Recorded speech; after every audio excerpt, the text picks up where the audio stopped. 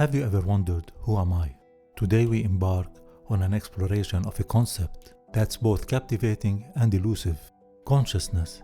It's a subject that's frequently at the heart of discussions in philosophical, spiritual, and scientific realms. Yet for many, it remains an enigma. In spiritual circles, there's a belief that our inherent sense of I am is pure and without form. However, this purity becomes intertwined with our physical existence and mental perceptions, giving rise to self-consciousness or ego. The path to achieving a state of pure consciousness, some argue, involves dissolving this ego. But here's the twist: there are two distinct senses of I am in operation. The first sense of I am is born from the internal echo of our voice. This isn't the voice you hear when you vocalize your thoughts, but rather, it's the one that reverberates within your mind, the one that shapes your thoughts. This sense is deeply connected to what we recognize as the ego. The second sense of I am arises from the internal mirroring of our own face. Long before the evolution of language, a remarkable phenomenon thrived within us: the facial mirror system.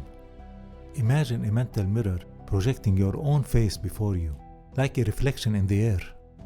This intricate system allowed you to mimic the expressions of fellow beings, fostering an unspoken dialogue. As your gaze wandered, so did your mirrored self-face, creating an eerie sense of seeing yourself looking. It's akin to being an observer or a watcher. This fueled the birth of your self-awareness, the sense of I am. In psychology, they call this phenomenon autoscopy, a term originating from the Greek words autos, self, and skopeo, looking at. Autoscopy can be experienced in two ways: visually, by seeing our mirrored reflection, something similar to observing ourselves in a mirror, or as a feeling of presence, often referred to in spiritual contexts.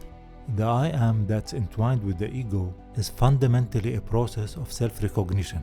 It comes into being when your brain acknowledges the internal speaker as I. But what happens when this self-recognition process fails? The I ceases to exist and thoughts become alien, as seen in conditions like schizophrenia.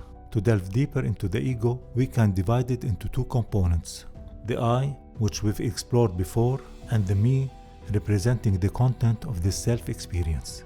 These two components are the result of two brain systems that help us navigate our world.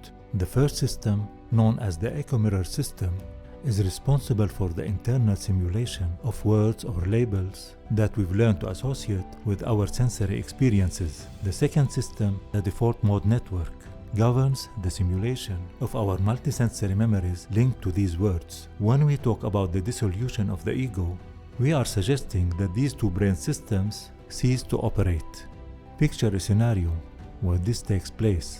You would lose the ability to recognize yourself, understand speech, plan for the future, or even experience emotions and thoughts.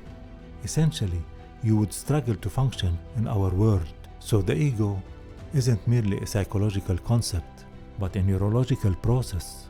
It's a byproduct of two brain systems that shape our perception and experience of the world. To sum up, we experience two senses of I am, one associated with the inner self voice and the experience of ego, while the other is linked to the watcher or feeling of presence.